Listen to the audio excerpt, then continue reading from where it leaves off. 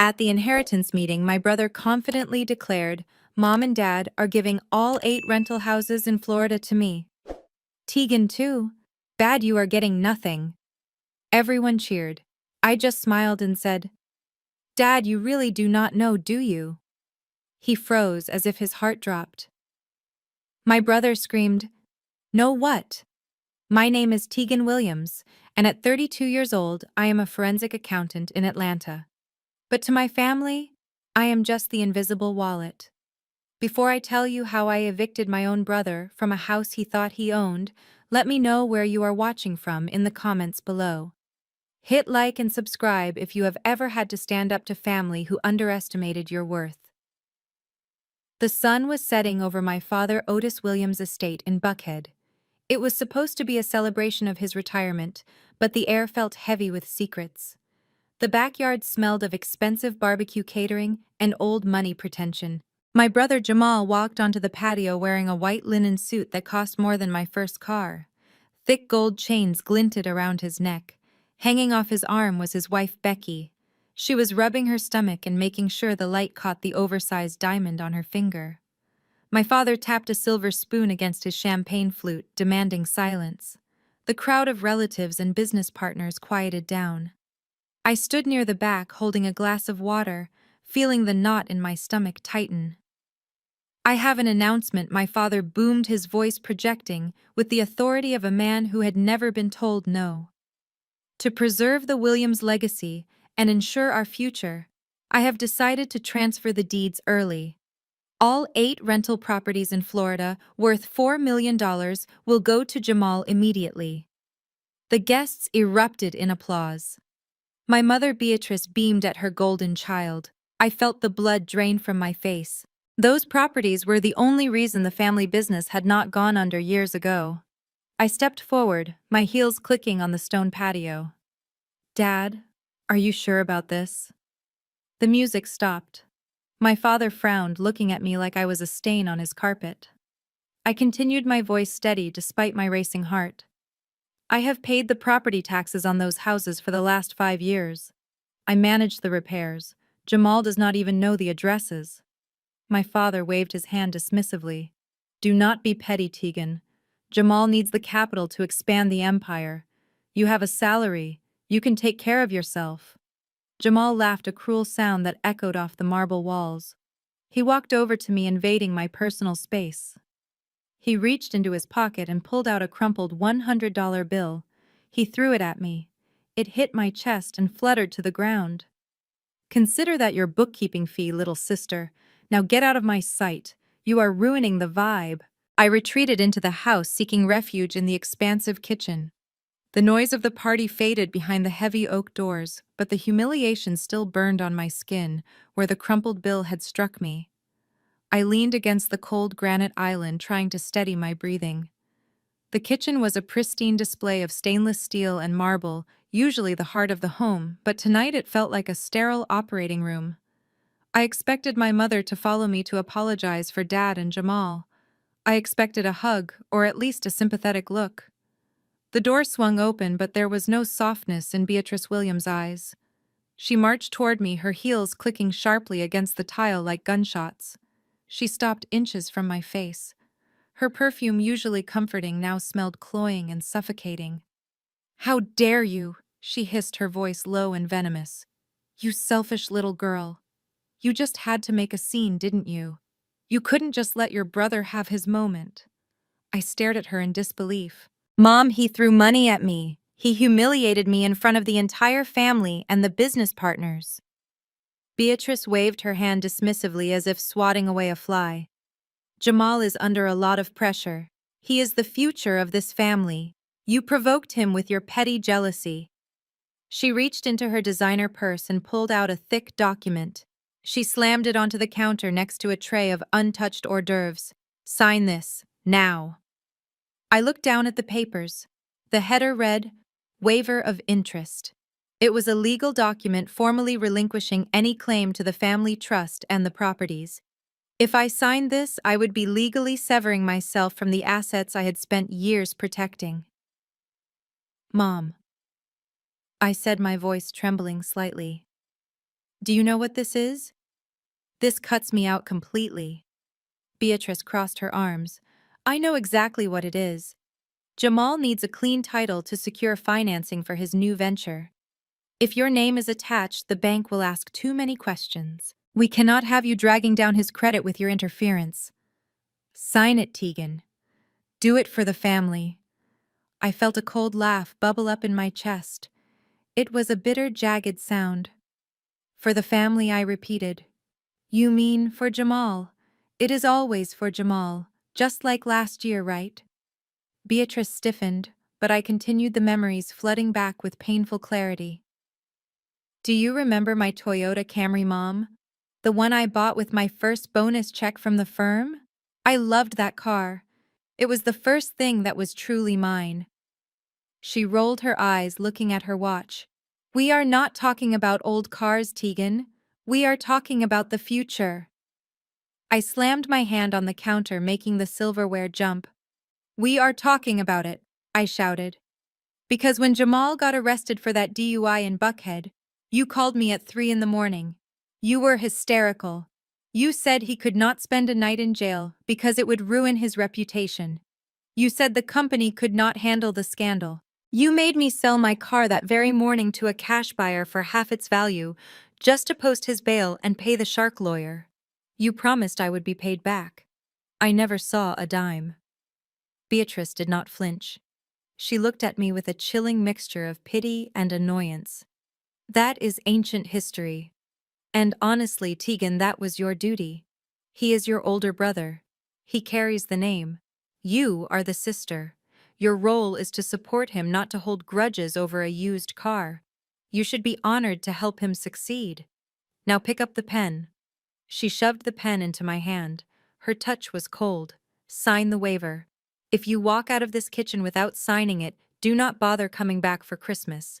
Do not bother coming back at all. I looked at the pen, then at her. The woman who gave birth to me was looking at me like I was an employee who had stepped out of line. I realized then that to her I was not a daughter. I was just an insurance policy she could cash in whenever her golden child made a mistake. I gripped the pen, my knuckles turning white. I would sign. But not because I was submitting. I would sign because I needed them to think they had won. I needed them blind and arrogant for what was coming next. I walked out of the kitchen, my hands still cramping from the pressure of the pen. The ink on the waiver was barely dry, but the dynamic in the house had already shifted. The party in the living room was louder now, fueled by expensive cognac and the thrill of my brother's ascension. I wanted to leave to get into my car and drive until the Atlanta skyline was just a memory in my rearview mirror, but I could not. Not yet. Becky was waiting for me. My brother's wife stood in the center of the room, positioned perfectly under the crystal chandelier, so that the light caught the diamond on her finger. She was wearing a fitted cream dress that cost more than my monthly salary. When she saw me emerge from the hallway, a smile spread across her face. It was a sharp, predatory smile that did not reach her eyes. She placed a hand protectively over her stomach. She was barely 3 months pregnant, but she rubbed the non-existent bump as if she were carrying the heir to a kingdom. Tegan, there you are, she called out, her voice syrupy sweet and loud enough to silence the nearby conversations. Everyone turned. My aunts, my uncles, the business partners, they all looked from her to me. Becky took a step forward, her hand still resting on her belly. I am so glad you signed the papers. It is such a relief to know the family is united behind Jamal. I said nothing. I just wanted to pass her and get to the door, but Becky stepped into my path, blocking my exit. She swirled her glass of sparkling cider. Oh, I almost forgot, she said, her tone dropping an octave, feigning concern. Jamal and I were looking at the books. With the baby coming and the new expansion plans, we need to be very careful with our liquidity. We need to trim the fat. I felt a cold prickle of dread at the base of my neck. What are you talking about, Becky? She took a sip of her drink. Your apartment in Midtown, the loft. It is a beautiful space, really. But it is technically an asset of the Williams Trust, isn't it? We cannot have $1 million property sitting there generating zero income just because you like the view. My heart hammered against my ribs. That loft was my sanctuary. I had paid the HOA fees for 5 years. I had paid for the renovations out of my own pocket, turning it from a concrete shell into a home. We have a buyer lined up. Becky continued examining her manicure. A cash offer well above market value. We are closing the deal next week, so we are going to need you to vacate. Vacate? I repeated the word, tasting like ash. Yes, vacate. Move out. You have 7 days, Tegan. That should be plenty of time for a single woman with no real furniture to pack up a few boxes, right? Sunday by noon. The locksmiths are coming at 1. A murmur went through the room. I heard my Aunt Sheila whisper, "It is for the baby." They nodded in agreement as if making me homeless was a necessary sacrifice for the golden child's unborn offspring. I did not beg. I did not scream at her. Begging was what they wanted. They wanted to see me break. Instead, I looked past her straight at my father. Otis Williams was standing by the fireplace swirling a glass of bourbon, looking everywhere but at me. I walked around Becky, ignoring her triumphant smirk, and marched straight up to him. "Dad," I said, my voice cutting through the murmur of the crowd. He finally looked at me, his eyes heavy with irritation. "What is it now, Tegan? Can you not see we are celebrating?" "Becky says you are selling my home," I said. "You are kicking me out of the loft." Otis shrugged. "It is business, Tegan. Jamal has a vision. He needs the capital to secure the Florida deal. The loft is just an asset. If you are desperate, you can move back in here. The room above the garage is empty. You can stay there until you find a husband or a better job." The disrespect was breathtaking, but it was also the opening I needed. I felt a strange calm settle over me. "Business," I said, letting the word hang in the air. "Is that what we are calling it?" I took a step closer to him, lowering my voice so only he and the immediate circle could hear. "Dad, look at me. Do you really not remember 2018? For a split second, the arrogance vanished from his face. His hand froze on his glass. His eyes widened a fraction, and I saw it. I saw the flash of fear. He remembered.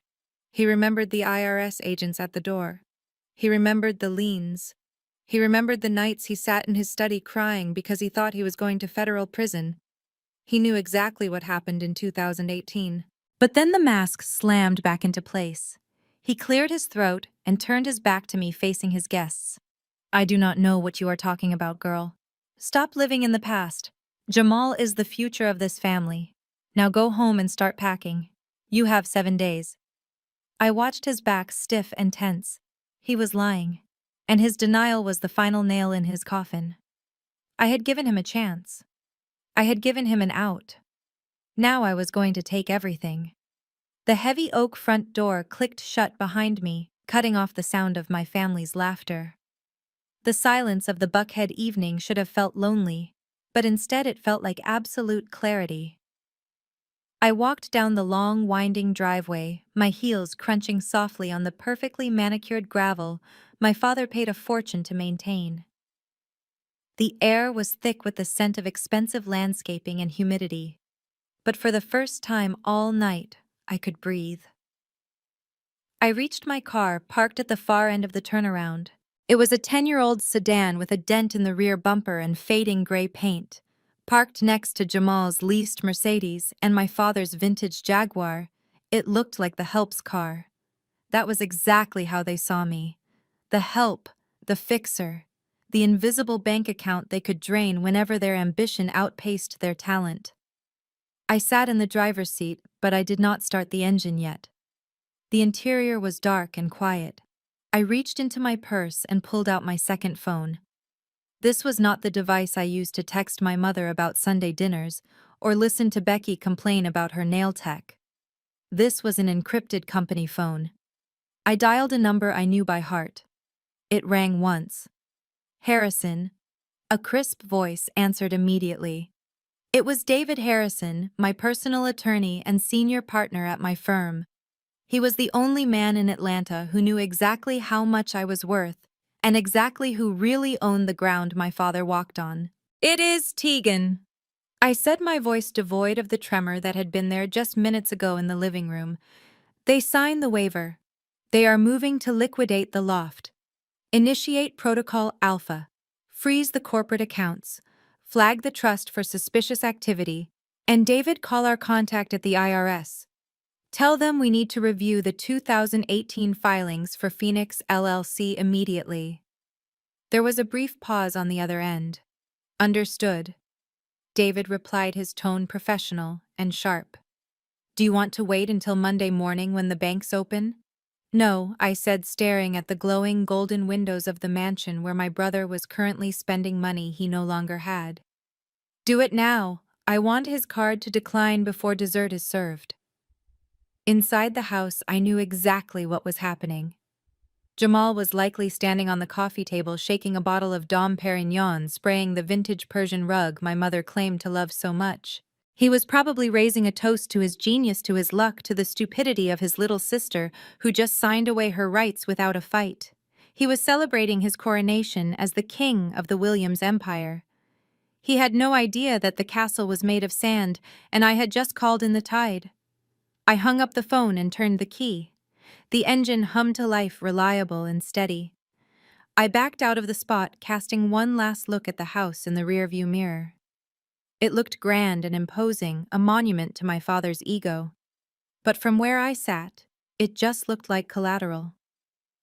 I shifted into drive and pulled onto the main road, leaving the estate behind. The tear that had threatened to fall back in the kitchen never came. Instead, a small, cold smile touched my lips. Let them enjoy the champagne. It was the last thing they would ever taste that they did not have to beg for.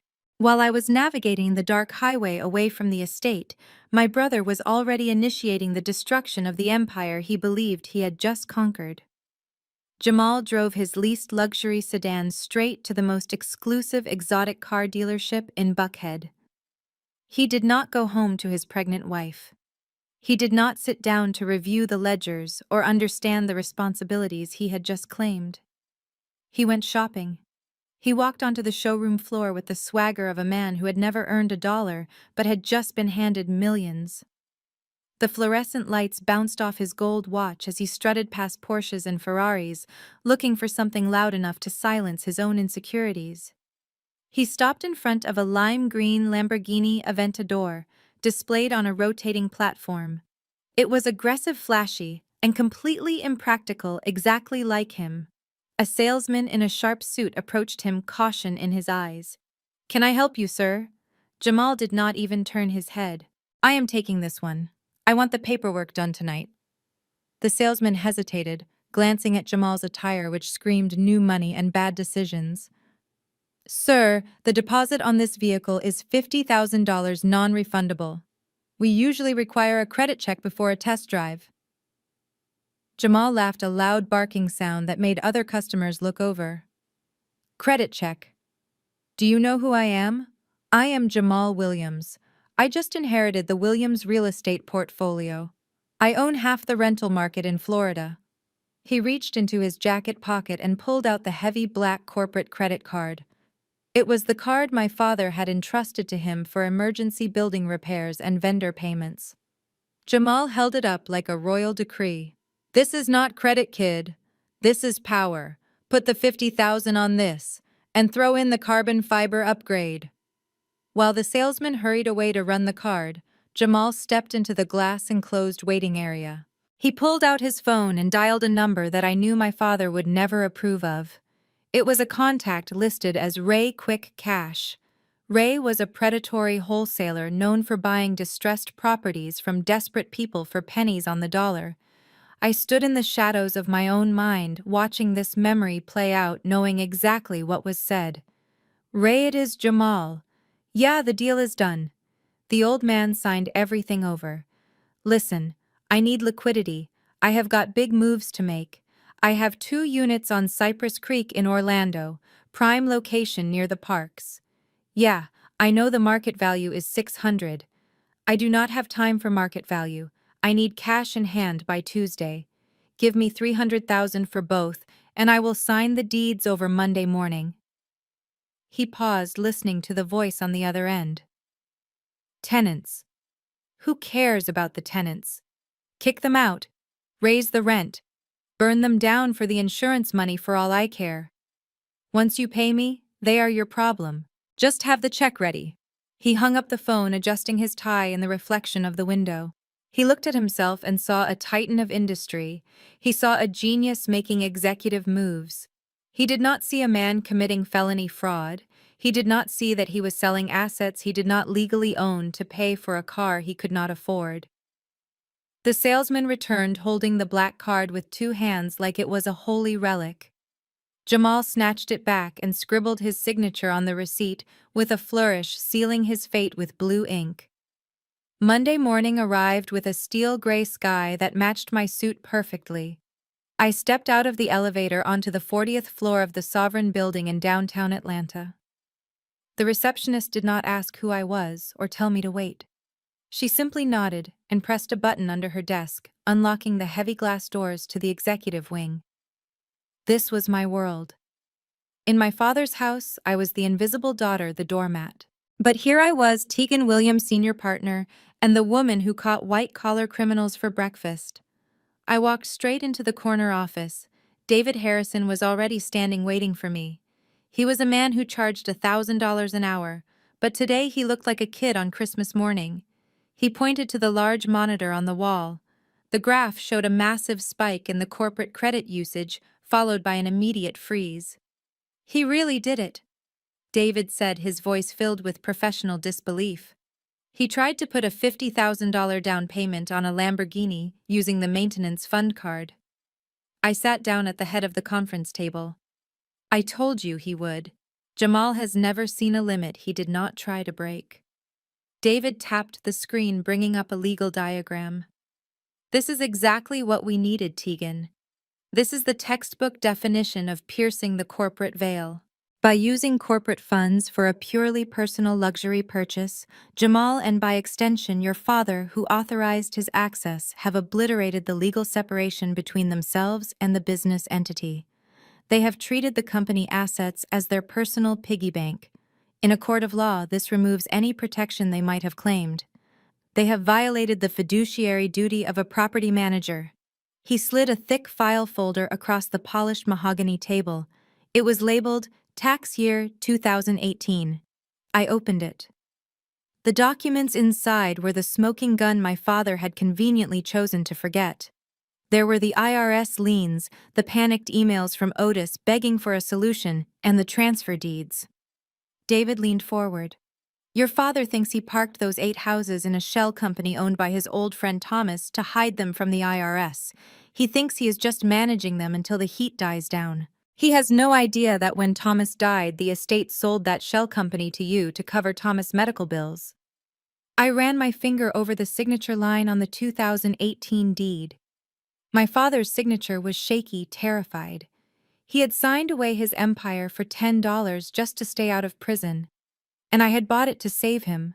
I had let him play king for 5 years, letting him keep the rent money because I wanted him to have dignity. I wanted him to love me for saving him. But he did not even know I was the savior. David placed a single sheet of crisp white paper in front of me. It was a notice of breach of contract and immediate termination of management rights. "If you sign this," David said, his voice serious, "we serve them today. It notifies them that Phoenix LLC is exercising its right to remove them as managers for financial misconduct. It locks them out of the operating accounts. It effectively fires your parents from their own lives." I picked up my Mont Blanc pen. The weight of it felt good in my hands, solid and real. I thought about the waiver my mother forced me to sign. I thought about Becky threatening to evict me from the home I built. I thought about my father turning his back on me to toast Jamal. "Send it," I said. I signed my name in bold black ink. It was not the hesitant signature of a daughter seeking approval. It was the signature of the owner closing a bad deal. It was only Tuesday morning. The verbal eviction notice Becky had so graciously delivered gave me until Sunday, but patience was never a virtue my sister-in-law possessed. She arrived at my midtown loft building with a locksmith she had likely hired off the internet and a phone held high in her hand recording every second for her Instagram followers. I was sitting in a quiet conference room across town reviewing financial audits when my phone buzzed with a priority security alert. Motion detected at front door. I opened the smart home app and watched the live feed in high-definition silence. Becky was putting on a show. "Hey guys, welcome back to the channel," she chirped to her camera, her voice tinny through my phone speakers, but clear enough to be incriminating. "Today we are doing a little cleanup. We finally got rid of the squatter who was mooching off my husband's family assets. Time to clear out the bad energy and the tacky furniture so we can renovate this place for the baby." She patted her stomach for dramatic effect, then nodded to the locksmith. "Drill it," she ordered. The man hesitated, looking at the heavy steel reinforced door. "Ma'am, are you sure you have the authorization?" Becky rolled her eyes, snapping her fingers at him.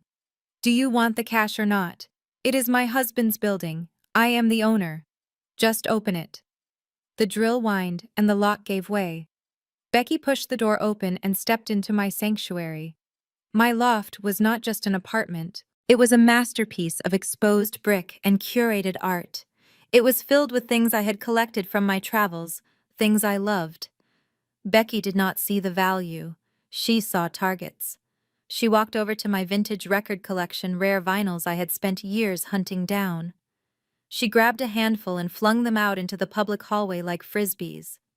The sound of shattering vinyl was audible even through the microphone.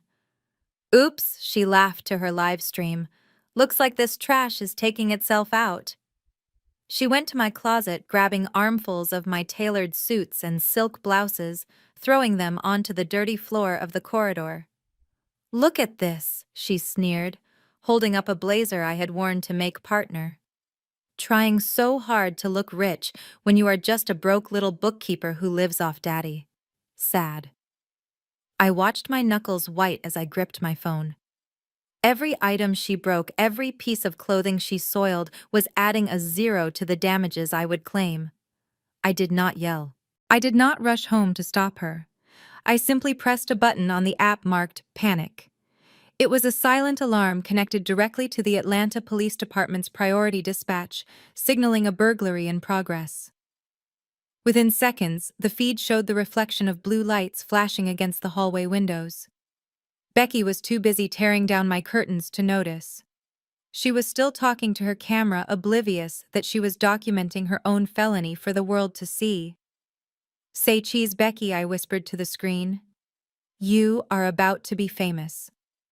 Sunday service at Greater Mount Zion was not just a religious obligation, it was a social battlefield in the heart of Atlanta. The air was thick with the scent of floral perfume and the heavy humidity of bodies packed into wooden pews.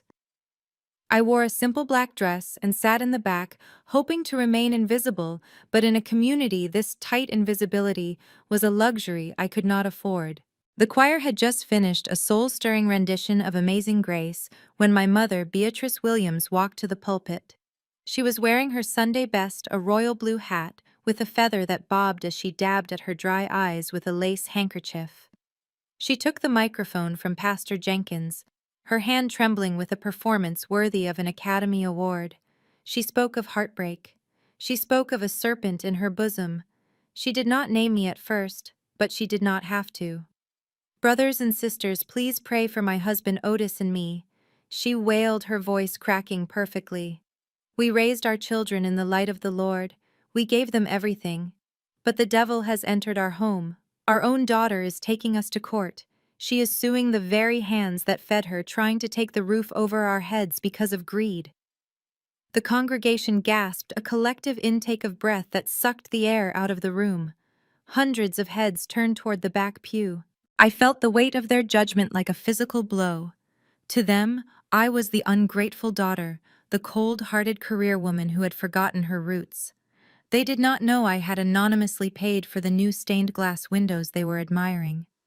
They did not know I covered the mortgage on my parents' house 3 times last year when Otis gambled away the operating capital. They only saw Beatrice, the suffering saint.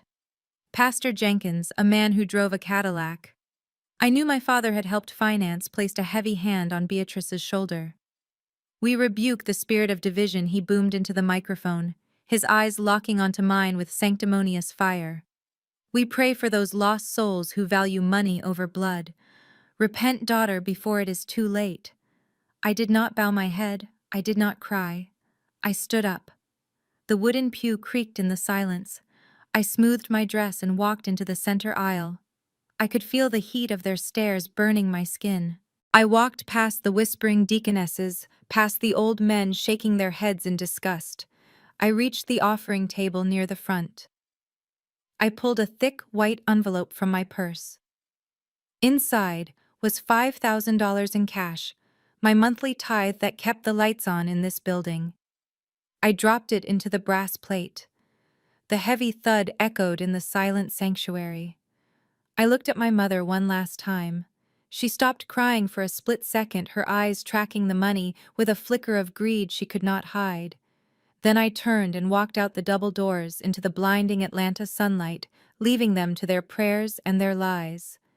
The chandeliers at Le Chateau were so bright they hurt my eyes, but Jamal insisted we sit at the center table. This was the most exclusive restaurant in Atlanta, where a glass of water cost more than a tank of gas. Jamal had invited everyone: my parents, Aunt Sheila, Uncle Marcus, and of course Becky, who was ordering appetizers like she had not eaten in a week. I sat at the far end of the table, silently observing the spectacle. Jamal was drunk on power and expensive scotch. He ordered the Wagyu beef for the table and 2 bottles of vintage champagne. He stood up, raising his glass, and shouted for the whole room to hear. "To the new era of the Williams Empire, eat up everyone, it is on the company." My father Otis wiped a tear from his eye, beaming with pride. "This is what I worked for," he said, "to see my son providing for the family like a king." The bill arrived on a silver tray 2 hours later. It was over $5,000. Jamal did not even glance at the total. He whipped out the heavy black corporate card with a flourish and dropped it onto the tray. "Keep the change," he told the waiter with a wink. 5 minutes passed. Then 10. The conversation at the table began to lull. Becky looked toward the kitchen. "What is taking so long?" she muttered. Finally, the waiter returned. He was not smiling anymore. He walked up to Jamal and spoke in a hushed, discreet tone. "Sir, I am afraid the card was declined." Jamal laughed loudly. "Declined? That is impossible. That card has a $100,000 limit. Run it again. You probably chipped the machine."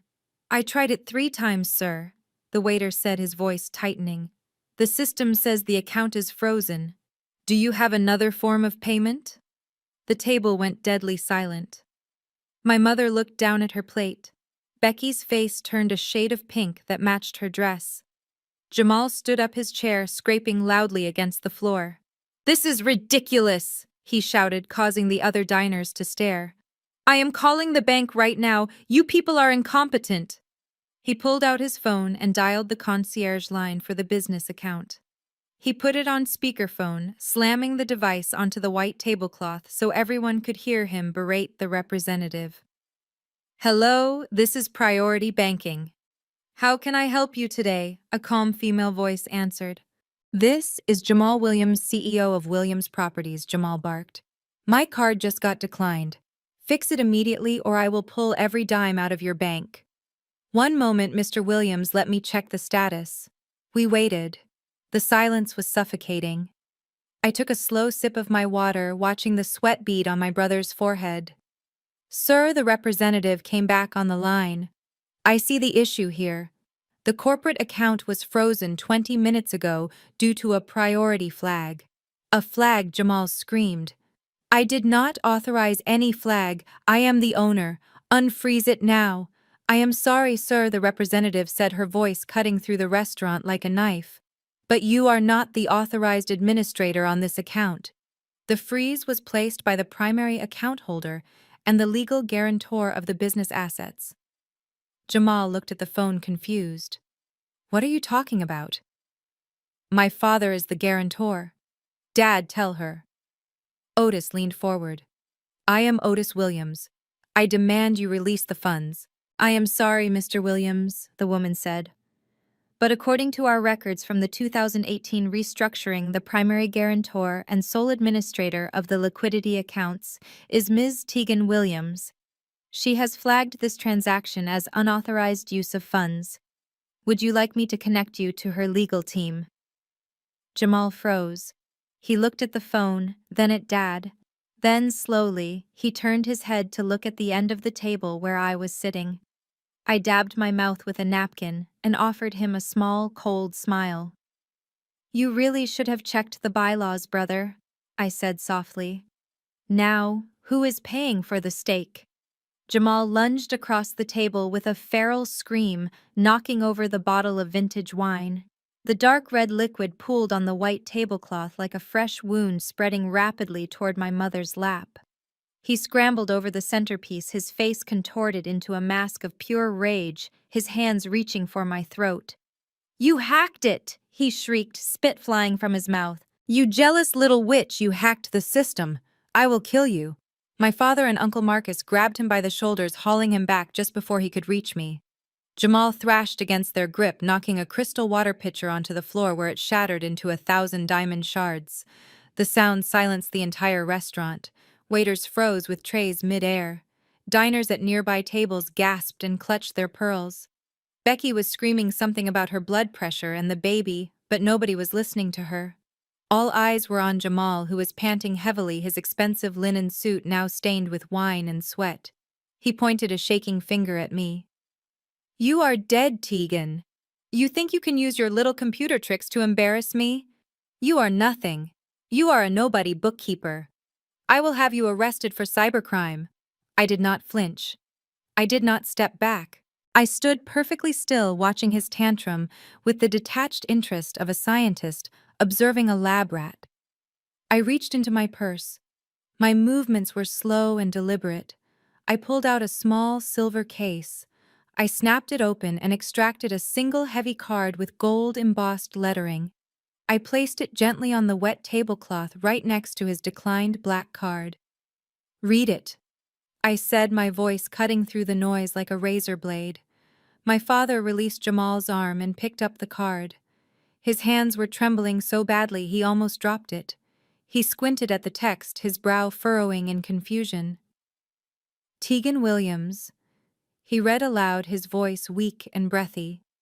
Senior partner, Harrison and Associates Forensic Audit Firm. He looked up at me, his mouth hanging open. Harrison and Associates, the firm that audits the city, the firm that audits Priority Bank. I nodded. You told everyone I was a bookkeeper, Dad. You told them I was struggling. You never asked why I worked late. You never asked why I drove an old car. You assumed I was poor because it fit your narrative. I turned my gaze to Jamal, who had gone deathly pale. I am not a bookkeeper, Jamal. I am the senior forensic auditor for the Southeast region. Priority Bank is my client. When you tried to run a $50,000 transaction on a maintenance account that has been dormant for 5 years, the security alert did not go to a call center in India. It went directly to my personal cell phone. I took a step closer to him, ignoring the security guards who were now rushing toward our table. I did not hack the account, I said softly. I secured it. Because as the legal guarantor of this family's assets, it is my job to protect them from thieves, even when the thief is my own brother. Jamal slumped back into his chair, defeated. The arrogance was gone, replaced by the terrifying realization that he had just tried to rob the police chief. I signaled to the head of security who had arrived at my side. These people are unable to pay their bill, I told the guard, my voice cool and professional. Please escort them off the premises. And if they cause any further disturbance, call the police. I have a meeting to get to. I turned my back on my family, leaving them sitting in the wreckage of their expensive dinner, and walked toward the private dining room where my real life was waiting. I stopped walking. My father's voice rang out, desperate and angry, echoing off the high ceilings of the restaurant. You cannot walk away from me, Tegan. I built this company from the ground up. It is my name on the building. I own it. I turned around slowly. The restaurant was silent again, every ear straining to hear the fall of the Williams dynasty. I walked back to the table where my parents sat amidst the ruins of their celebration. "You built it, Dad," I said, my voice calm and steady. "But you also destroyed it. Do you remember the winter of 2018? The silence from Otis was answer enough. His face went gray, the color draining from his cheeks, until he looked like a ghost. Beatrice looked between us confused, her hands fluttering nervously at her throat. "What about 2018? She asked. "We had a great year. We expanded the portfolio." "No, Mom," I corrected. "You nearly went to prison." Dad gambled on the Midtown Development project and he lost everything. He dipped into the payroll account to cover the losses. For 3 months, the maintenance staff and the office admin were not paid. The IRS was preparing an indictment for tax evasion and wage theft. Dad was facing 10 years in federal prison. Beatrice gasped, turning to look at her husband. "Otis, is that true?" Otis did not look at her. He stared at the tablecloth, his shoulders slumped. "An anonymous holding company stepped in," he whispered. "Blue Horizon Ventures. They bought 51% of the stock, paid off the back taxes, and cleared the payroll debt in 24 hours.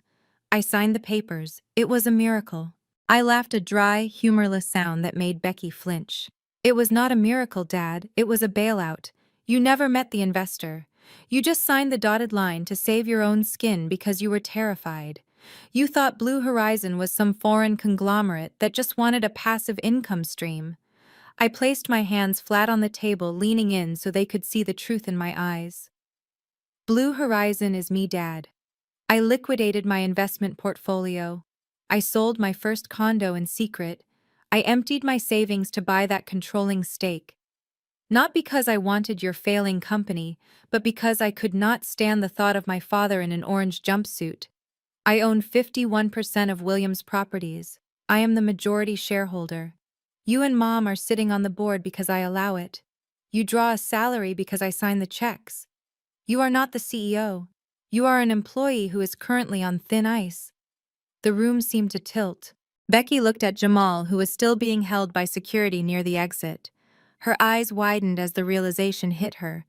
If Tegan owned the company, then Jamal owned nothing. The empire she thought she married into was a mirage. "You are lying," Beatrice shrieked, standing up and knocking her chair over. "You are just a jealous little girl trying to hurt your father. You do not have that kind of money." "Ask David Harrison," I said, pointing to my lawyer who had just entered the room with a briefcase full of documents. He drew up the papers. "I saved this family from ruin while you were busy planning galas. And this is how you repay me, by cutting me out, by stealing from me. Well, the charity stops tonight. As the majority shareholder, I am calling an emergency board meeting. And you are all fired." The chaos in the restaurant lobby escalated from a family dispute to a crime scene in seconds. The security guards were wrestling Jamal toward the revolving doors when 2 men in heavy leather jackets blocked the exit. They did not look like the typical clientele of Le Chateau. They looked like trouble. One of them was a man I recognized from the darker corners of my brother's life. It was an associate of Ray, the predatory wholesaler Jamal had called from the car dealership. He stepped forward, his boots heavy on the marble floor. He grabbed Jamal by the lapels of his ruined white suit and slammed him against the glass wall. "Where is the deed?" "Jamal," the man growled, his voice low and dangerous. "You took the $50,000 cash deposit yesterday. You said the title for the Cypress Creek houses would be in Ray's hand by tonight. We are checking the online registry. The transfer is blocked." Jamal squealed like a trapped animal, his feet dangling off the ground. There was a glitch. He stammered, tears mixing with the wine stains on his face. "The bank made a mistake. I own those houses. I swear. Just give me 24 hours. The man tightened his grip, choking off Jamal's air. "Ray does not like glitches. He wants his money back. Now. Or he wants the houses. You spent the cash, didn't you? You spent it on that ugly green car parked outside." Becky screamed, clutching her chest. "Oh my God, he is going to kill him! Otis, do something! Help your son! My father snapped out of his shock. He rushed forward, pulling his cell phone from his pocket. Let him go, he commanded, trying to summon the authority he used to wield in the boardroom. I will cover the debt. How much is it? 50,000. I am transferring it right now. Otis opened his banking app, his fingers flying across the screen. He tapped the transfer button with confidence. He was Otis Williams. He always had money to fix Jamal's messes. He waited for the green checkmark. It never came. A bright red error message flashed across the screen. Account locked. Contact administrator. Otis stared at the phone, his face crumpling in confusion. He tried again. Access denied. He tried the backup savings account. Access denied.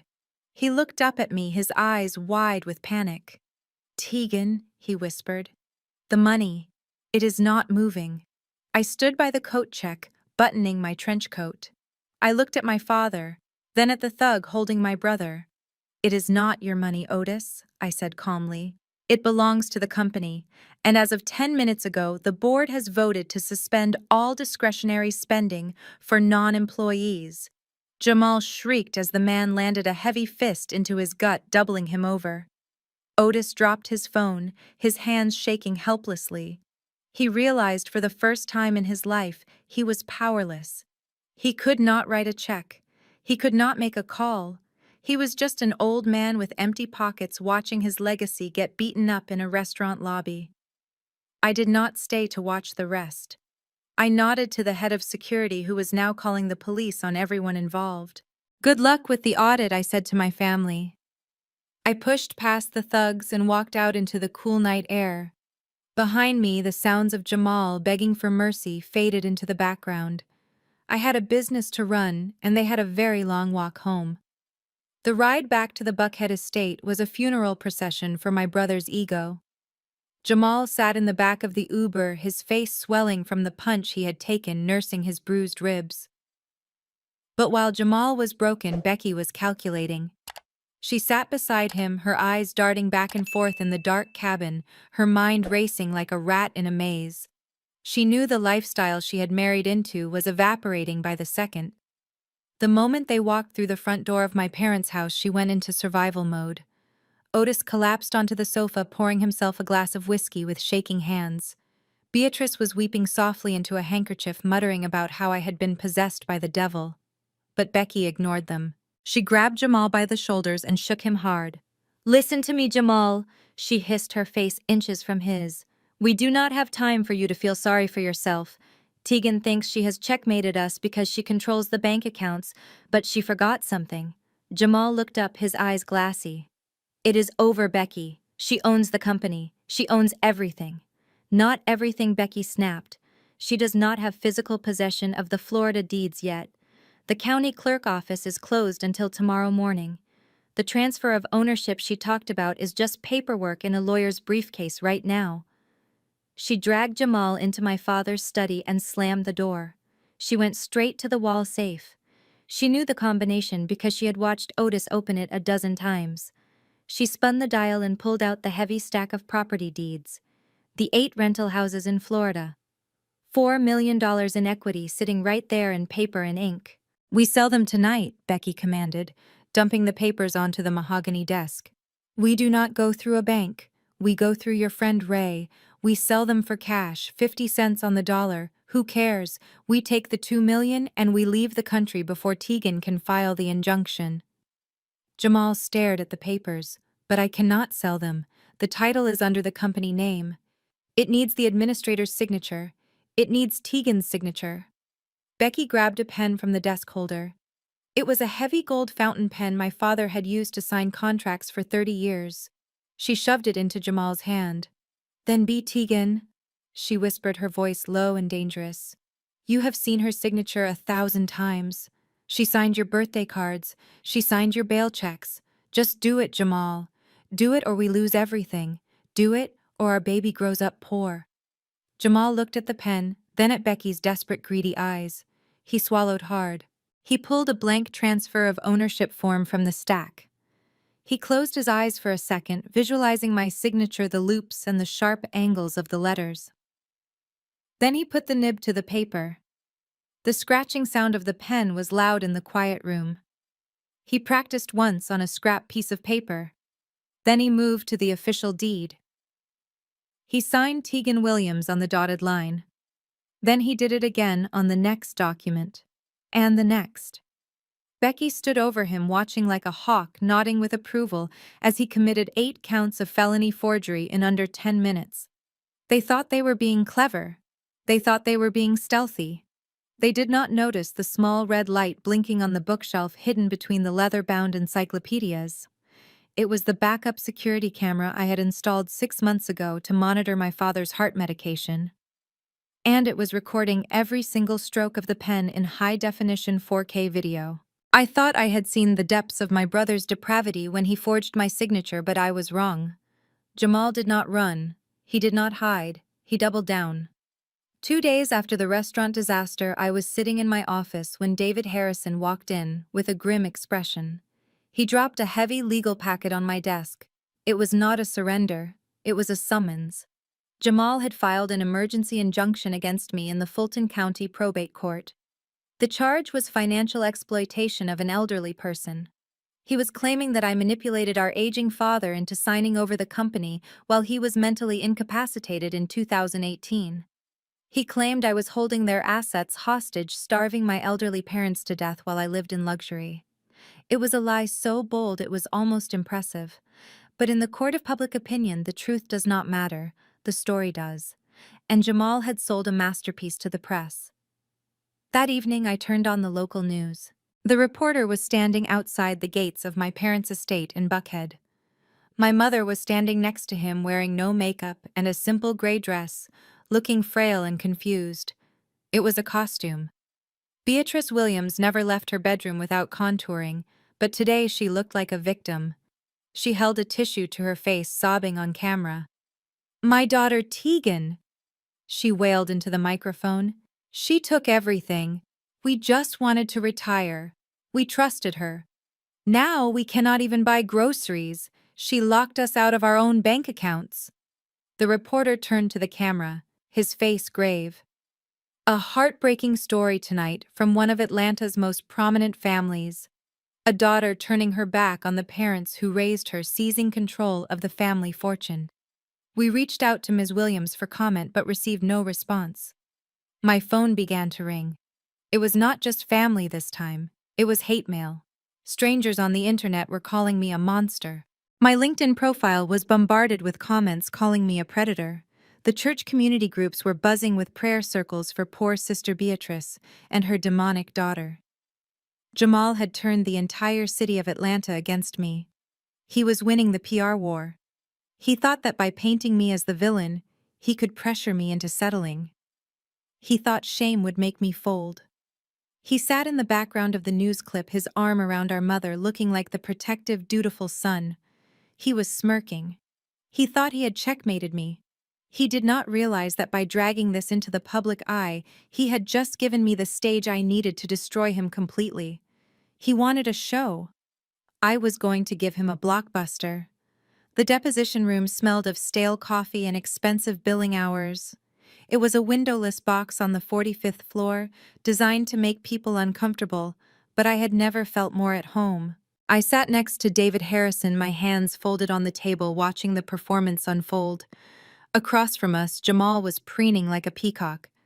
He had worn a new suit for the occasion, likely bought on credit, and he kept glancing at the stenographer as if she were his personal biographer.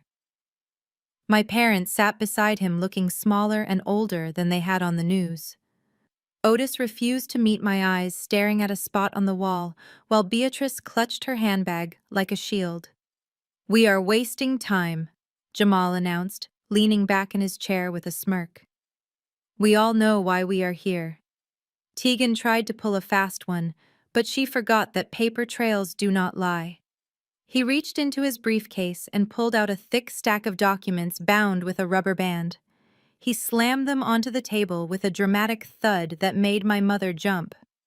"These are the original warranty deeds," he declared, sliding them across the polished wood toward the camera recording the session. Dated 1995, 90. 2001, 2005. All 8 properties in Florida.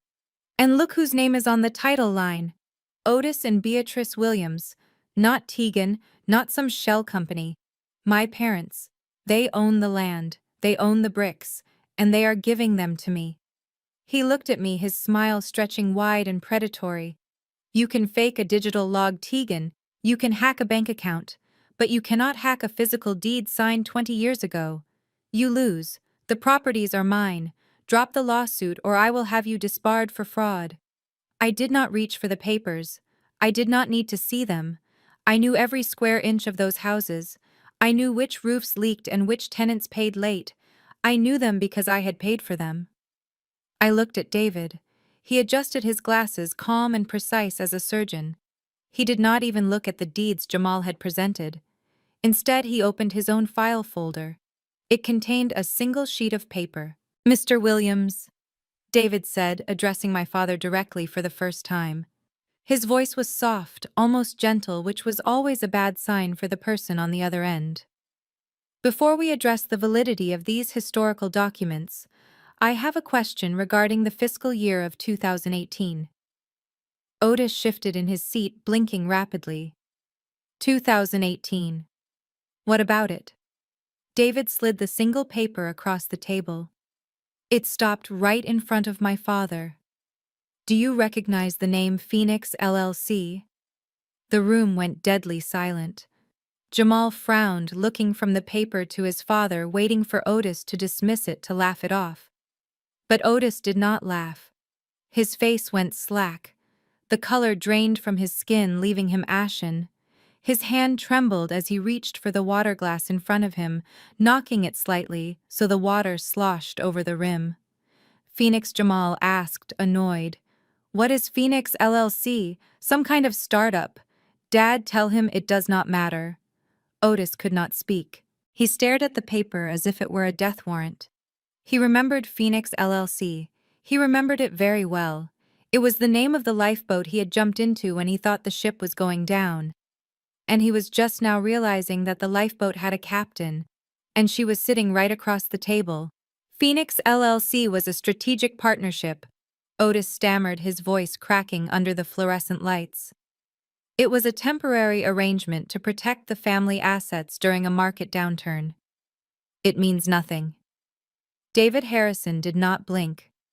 He reached into his briefcase and pulled out a certified document with the United States Department of Treasury seal, stamped in red ink. Market downturn, he repeated dryly. Is that what we are calling a $2 million federal tax lien for unreported income? In 2018, the IRS was days away from seizing every asset you owned, including the shirt on your back. Otis flinched as David slid the document across the table. It landed next to the stack of old deeds Jamal had so proudly displayed. To avoid seizure, David continued, his voice clinically precise. You executed a quitclaim deed. You transferred the title of all 8 Florida rental properties to a newly formed shell company called Phoenix LLC, and the sale price listed on the transfer document was $10. Jamal let out a choked laugh. $10? You sold $4 million of real estate for $10. Dad, tell him he is lying. I leaned forward, looking my father in the eye. He is not lying, Jamal. Dad was desperate. He sold the empire for the price of a fast food lunch because he thought he was hiding it. He sold it to his best friend Thomas Jefferson, thinking Thomas would hold it safe until the IRS stopped sniffing around. He thought it was a handshake deal between brothers. Otis slammed his fist on the table. And it was. Thomas was a good man. He kept those houses safe for me. He knew they were mine. Phoenix LLC is just a name on a paper. Thomas never touched the rental income. He let me manage it because he was loyal. He was loyal, I agreed softly. But he was also dying. The color drained from Otis' face. What? Thomas was diagnosed with stage 4 pancreatic cancer 3 months after you signed those papers. Dad, I said. He had no insurance, he had no savings, he needed experimental treatment in Switzerland, and he needed cash immediately. He came to you first, Otis. He asked you to buy the houses back so he could pay for his life. But you were broke. You turned him away. You told your best friend to figure it out. Otis slumped in his chair, his mouth opening and closing soundlessly. I did not have the liquid cash, he whispered. So he found someone who did, I said. He sold Phoenix LLC. He sold the entire company, the assets, the liabilities, and the deeds to the 8 houses in Florida. He sold it all for $300,000 cash, just enough for his treatment. Jamal looked back and forth between us, panic rising in his chest. So who bought it? Who owns Phoenix LLC? If Thomas is dead, then his kids have it right. We can just pay them off. I reached into my own folder this time. I pulled out the bill of sale dated 4 years ago. I placed it gently on top of the pile. Thomas did not have kids. Jamal, I said. He sold it to the only person in Atlanta who had the cash and the motivation to keep Dad out of jail. I tapped my finger on the signature line at the bottom of the purchase agreement. He sold it to me. The silence in the deposition room was heavy and suffocating. My father stared at the purchase agreement, his eyes scanning my signature over and over again, as if hoping the ink would disappear. He looked like a man who had just stepped off a cliff and realized too late that he did not have a parachute. I leaned back in my chair, crossing my arms. You did not want to know, Dad. For 5 years, I watched you strut around Atlanta, bragging about your real estate empire. I watched you and Mom cash the rent checks from those 8 houses every single month. That is $40,000 a month in passive income, nearly $500,000 a year. Otis looked up, his eyes wet. We raised you. We built that portfolio. I stopped him with a sharp look. You lost that portfolio. You gambled it away. I bought it back. And for 5 years, I never asked for a dime of that rent money. I paid the property taxes out of my own salary. I paid the insurance. I let you keep the income because I wanted you to have a comfortable retirement. I treated it as my contribution to the family. I let you play the big shot because I knew your pride was the only thing you had left. I stood up, walking slowly around the table until I was standing right behind Jamal. My brother smelled like fear and cheap cologne. But legally, Dad? I continued, my voice dropping to a whisper that seemed to echo in the small room. Phoenix LLC holds the deeds to those properties, and I am the sole owner of Phoenix LLC. That means you and Mom are not the owners. You never were. You are property managers. You are employees. You serve at the pleasure of the owner. David Harrison cleared his throat and opened a thick law book. Under Georgia state law, attempting to transfer the title of a property you do not own is considered theft by conversion. When you signed those deeds over to Jamal yesterday, Otis, you were not giving him an early inheritance. You were stealing corporate assets. And Jamal, when you tried to sell those properties to your wholesaler friend this morning, you committed wire fraud and conspiracy to commit real estate fraud. Beatrice let out a high keen, covering her mouth with her hand. No, she cried. You cannot do this to your father. He is an old man. I looked at my mother. She was still wearing the pearls I had bought her for her 60th birthday. She was still defending the men who had ruined us. I did not do this, Mom, I said. You did. You got greedy. You tried to cut me out of my own house. You tried to erase me from this family. If you had just been content with the $40,000 a month, none of this would have happened. But you wanted it all for Jamal. And now, because of your greed, you have lost everything. Jamal slammed his hands on the table. You set us up. You let us believe we owned it so you could trap us. I did not set you up, Jamal, I said coldly. I gave you a rope. I thought you would use it to climb. I never expected you to use it to hang yourself. David closed the file folder with a finality that sounded like a gunshot. We are filing a police report for the theft and the forgery immediately. The district attorney is very interested in the fraudulent sale Jamal attempted this morning.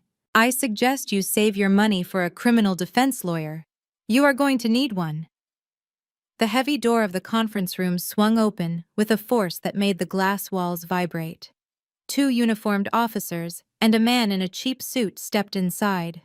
I recognized the detective immediately. It was Detective Miller from the fraud unit, the man David had been coordinating with for the last 48 hours. Jamal stood up so fast his chair toppled over backward. "Who are you?" he demanded, his voice shrill with panic. "You cannot come in here. This is a private legal proceeding." Detective Miller ignored him, walking straight to the head of the table. "Jamal Williams?" he asked, though he clearly knew the answer.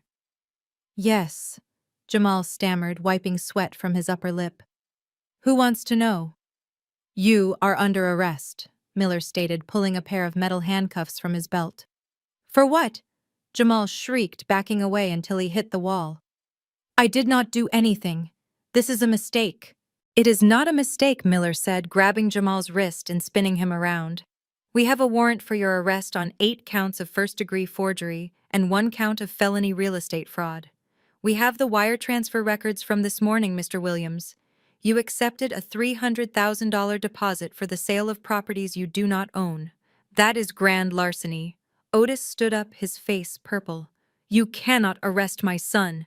He is a businessman. This is a misunderstanding."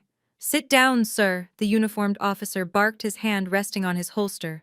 "Do not interfere with a police investigation." Otis collapsed back into his chair, clutching his chest. He looked at me, his eyes pleading. "Tegan, do something.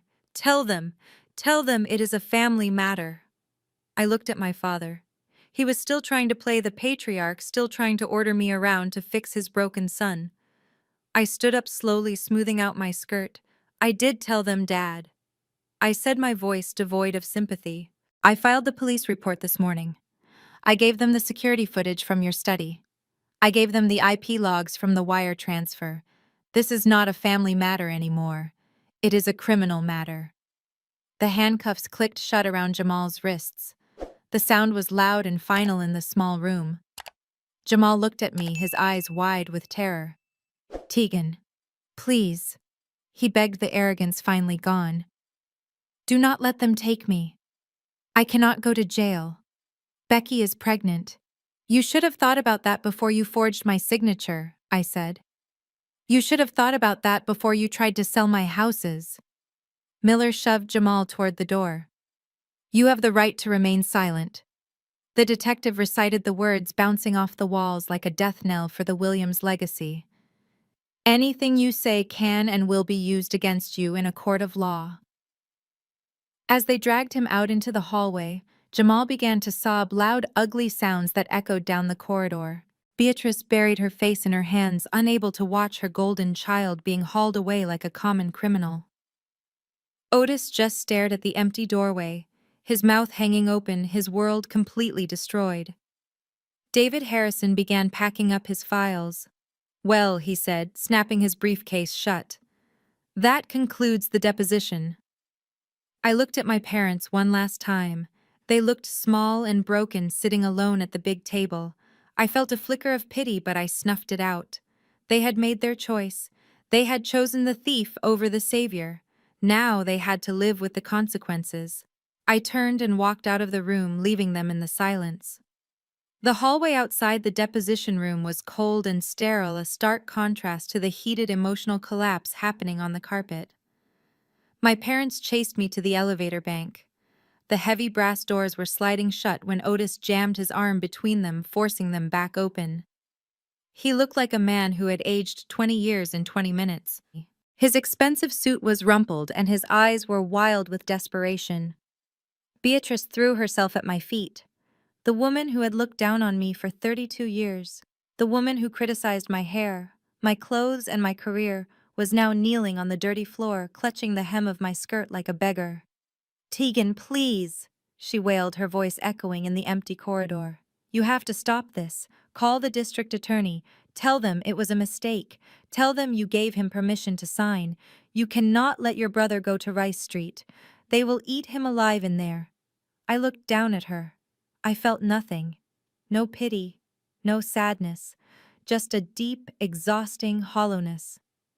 I stepped back, pulling my skirt from her grip. "It is not a mistake, Mom," I said, my voice flat. "He committed a felony on camera. I cannot unring that bell even if I wanted to. And I do not want to." Otis grabbed my arm. his grip weak and trembling. "You have the money, Tegan. We know you have it now. Pay the bail. Hire the best defense team in the city.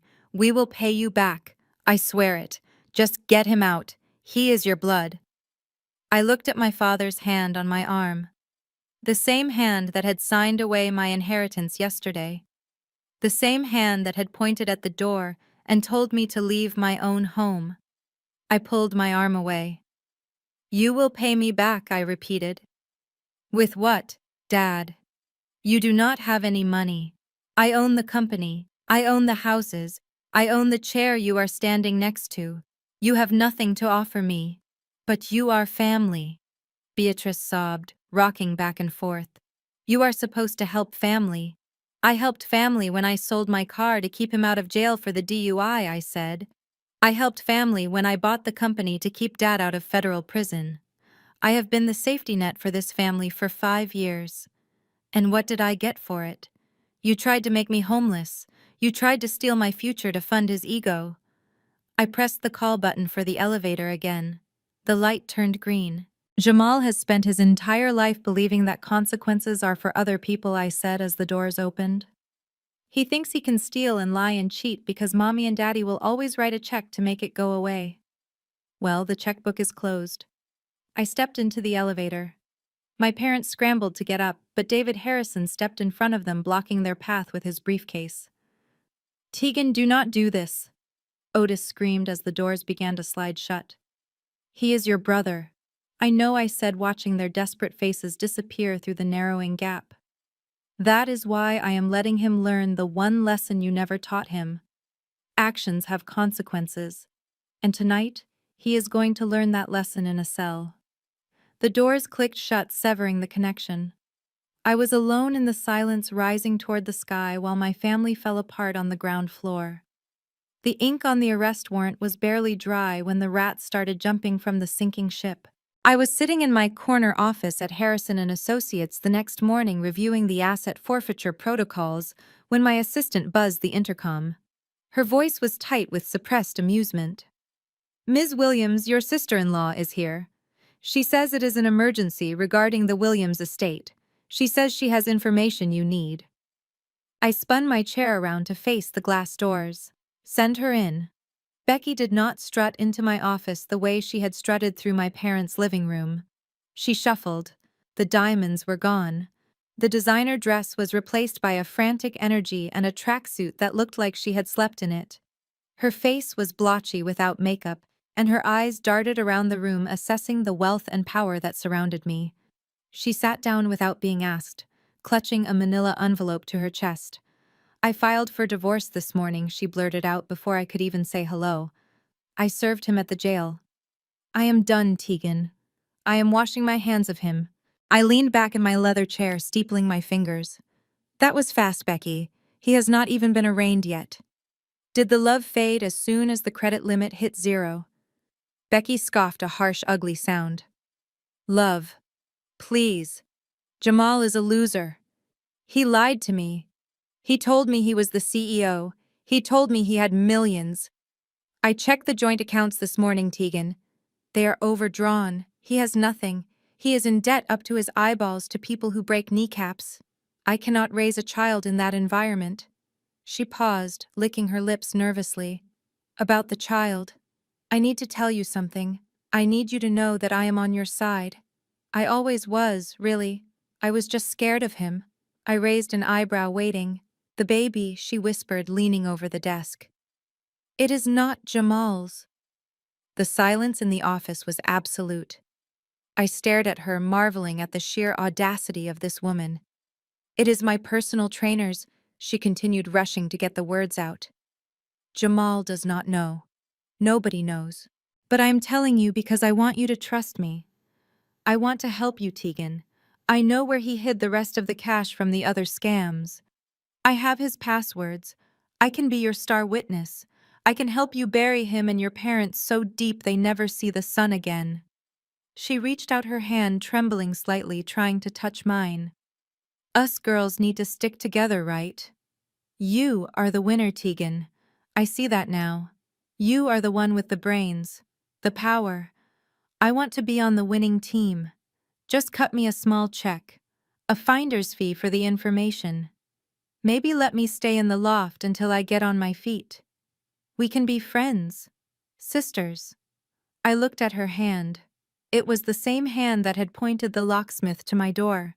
The same hand that had thrown my vintage records into the hallway. The same hand that had held the camera while she mocked my life on the internet. I pressed the intercom button. Security, please remove this trespasser from the building. Becky snatched her hand back, her face twisting into a mask of fury. You cannot do this. I have rights. I have information. You have nothing, I said, my voice cold as ice. You are not a victim, Becky. You are an accomplice who got caught, and now you are just a stranger with a fake pregnancy and a divorce pending. 2 armed guards entered the room. Becky started screaming as they lifted her out of the chair. You are a witch, Tegan! You are going to die alone! I watched them drag her backward through the glass doors, her heels leaving scuff marks on the carpet. I turned back to my computer and deleted her name from the visitor log. She was gone, and this time she was never coming back. The fall of the patriarch was not a grand tragedy, it was a pathetic whimper. Otis Williams received the foreclosure notice on the mansion 2 days after Jamal's arrest. The stress of watching his legacy crumble into dust was too much for his heart.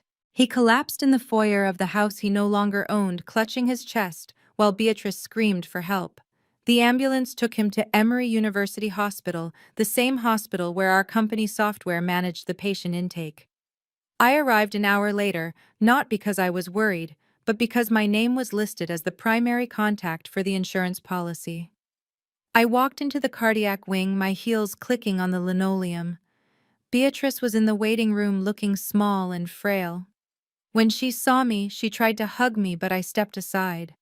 I went straight to the billing department. I handed them my credit card and authorized the payment for his private room and the angioplasty. It was a business transaction, nothing more. When I entered his room, Otis was awake. He looked pale and small, hooked up to monitors that beeped in a steady rhythm. He turned his head eagerly, his eyes searching the doorway behind me. Where is Jamal? He rasped, his voice weak. Where is my boy? I stood at the foot of the bed, my arms crossed. Jamal is in a cell at the Fulton County Jail. Dad? I said, my voice devoid of emotion. He cannot make calls. He cannot have visitors until his arraignment. And Becky has filed for divorce and left the state. No one is coming. Otis closed his eyes, a tear leaking out and sliding down his temple. He abandoned me, he whispered. He did not abandon you, I corrected. He failed you. He is exactly who you raised him to be.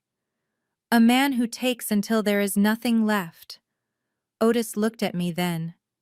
You are here, Tegan. You paid for the room. The nurse told me. You came back. Do not mistake financial responsibility for affection. Otis, I said, cutting off his hope before it could take root. I paid the bill because I pay all the bills.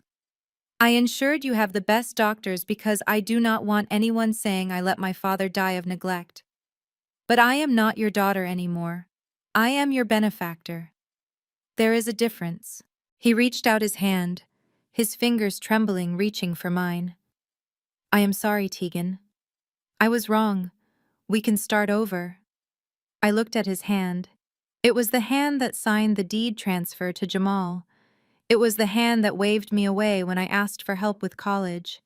It was the hand that had slapped the table demanding I respect his authority. I did not take it. We cannot start over, I said, turning toward the door.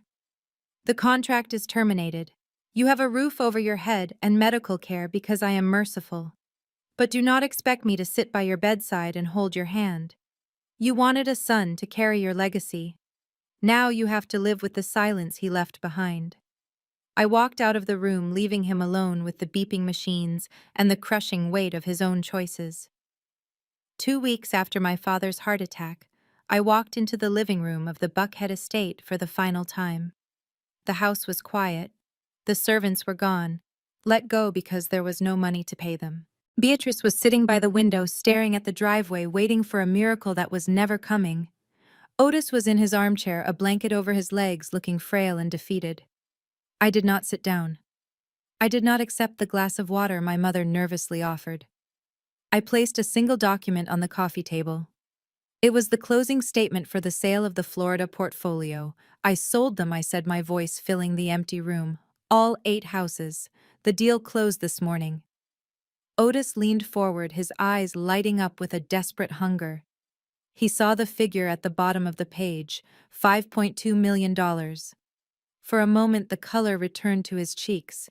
He looked at me and saw a checkbook, not a daughter. Thank God, he breathed. $5 million. That is enough to pay the lawyers. That is enough to get Jamal out on bail. We can save the house, Tegan. We can rebuild. Beatrice was already calculating. We need to move the money to an offshore account, she whispered. Before the creditors see it. Tegan, you need to wire it immediately. I laughed. It was a soft, genuine laugh because their delusion was truly spectacular. I am not wiring anything, Mom. The money is already gone.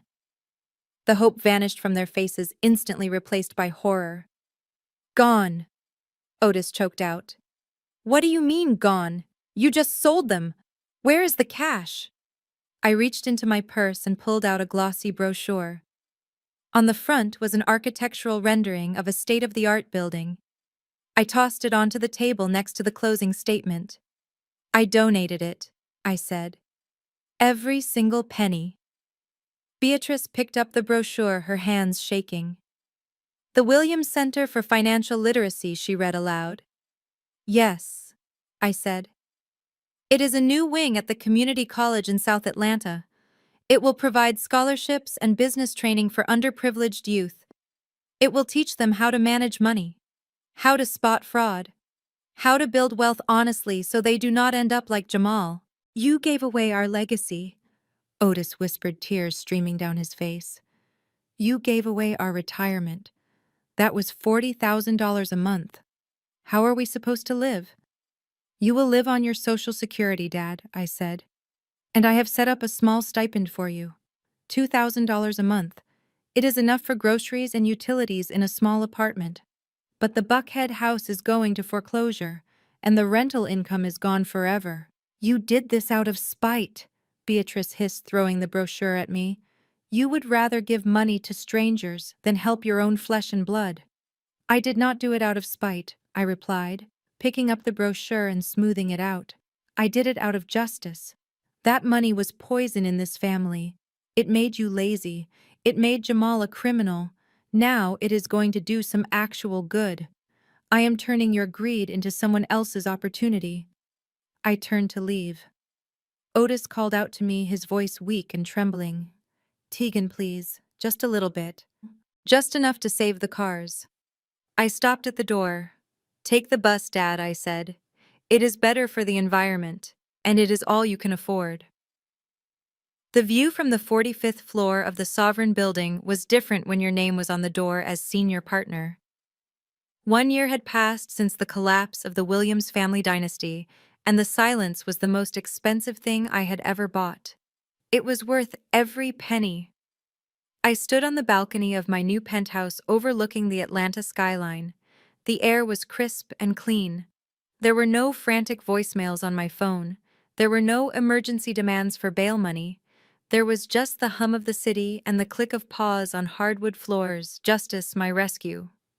Pitbull nudged my hand with his wet nose. I scratched behind his ears, feeling a wave of affection that was simple and uncomplicated.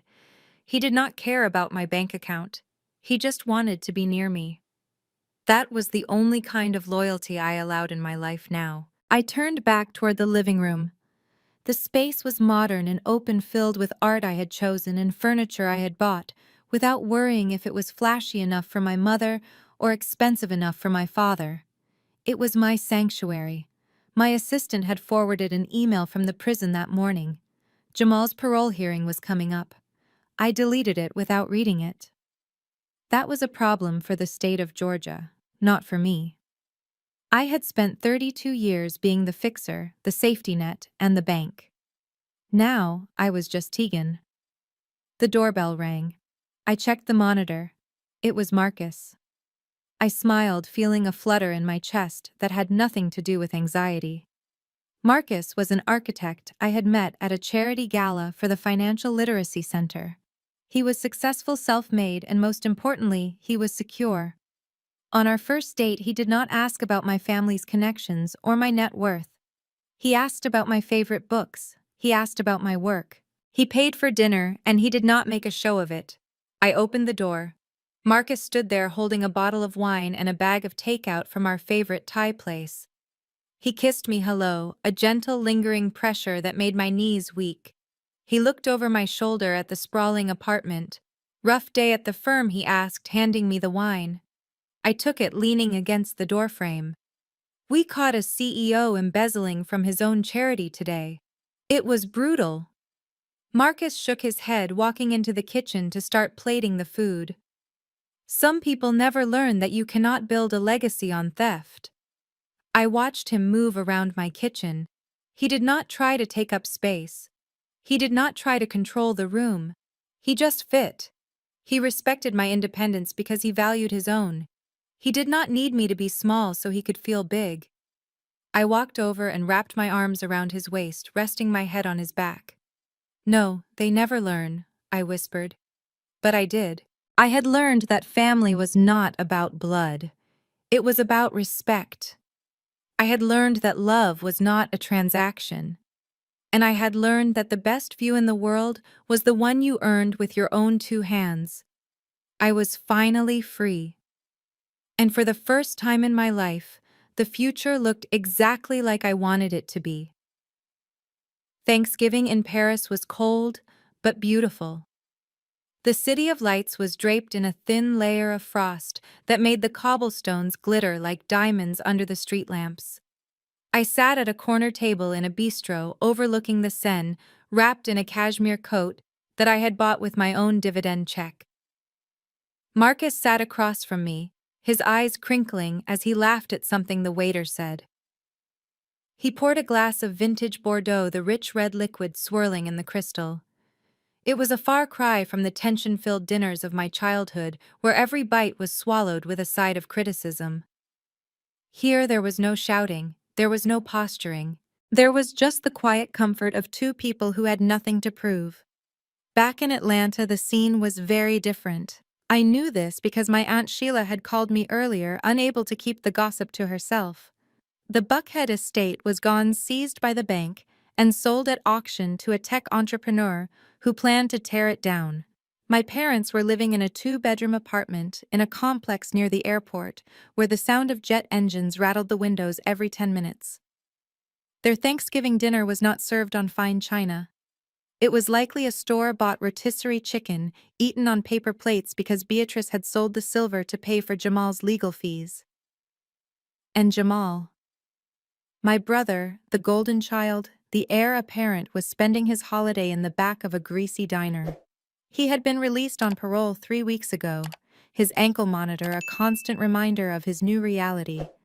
No one would hire him for a corporate job, not with a felony fraud conviction on his record. So the man who once tried to buy a Lamborghini on a company card was now scrubbing pots and pans for minimum wage, his hands red and chapped from the hot water and harsh soap. He was learning the value of $1 the hard way, one dirty plate at a time. I took a sip of my wine, the complex flavors bursting on my tongue. I thought about my father sitting in his small living room, staring at a television he could barely afford. I thought about my mother realizing that her social standing had evaporated the moment the money ran out. They had spent their lives worshiping the appearance of wealth, but they had never understood its true source. They thought it came from status, from connections, from bloodlines. I looked at Marcus, who was breaking a piece of crusty bread. He smiled at me, a genuine warm expression that reached his eyes. "Happy Thanksgiving, Tegan," he said, raising his glass. "To new traditions." "To new traditions," I echoed, clinking my glass against his.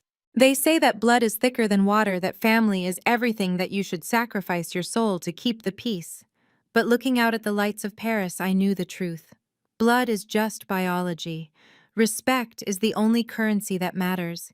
It is the only thing that cannot be stolen, cannot be forged, and cannot be bought. You have to earn it. And I had earned mine.